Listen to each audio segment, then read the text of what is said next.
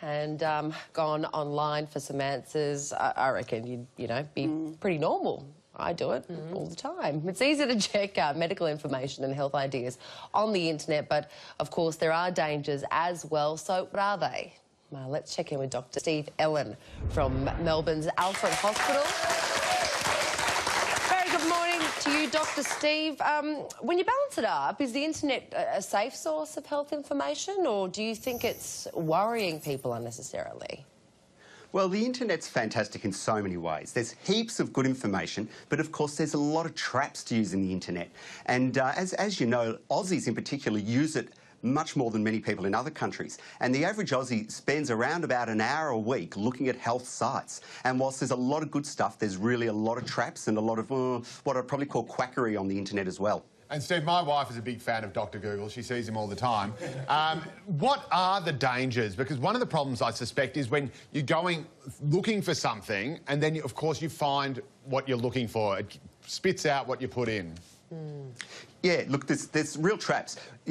I'll start with when you go to a doctor. Doctors are trained, or any clinician, they're trained for years in diagnosis, knowing what's common, what's likely to be occurring in a given person and in a given place. The internet, on the other hand, when you throw in a search term like, say, headaches, anything can come up. And in particular, the more serious things are likely to come up way more commonly than the things that are less serious but occur more commonly. So it's risky. People look at the internet and they're likely to be led down the garden path. They're likely to find diagnoses that really are not realistic. They can panic, or worse still, they can head down the path of going for unnecessary treatments. It must be heaven for a hypochondriac. The latest trend is something called crowdsourcing your diagnosis. What is that exactly? Yeah, crowdsourcing is really fascinating. I think this will grow and probably get better as time goes on. But in a nutshell, crowdsourcing is when you use the internet community to do something. Sometimes it's raising money, or sometimes it's getting an answer to a tricky question. Oh, right. So with crowdsourcing, you jump on board, you put in your symptoms, often anonymously, and then online so-called medical detectives give you ideas about what's wrong. Now, some of the sites are really well organised, and after the medical detectives give you some sort of information, the site then collates the information and gives you pretty clear advice about what to do. But it can be risky, of course, because you might get all sorts of people who are, medical detectives without much medical experience giving you their thoughts. To me, crowdsourcing sounds quite worrying and risky, as you say. What advice can you give people about going online to try and get some legitimate help? Where should they go?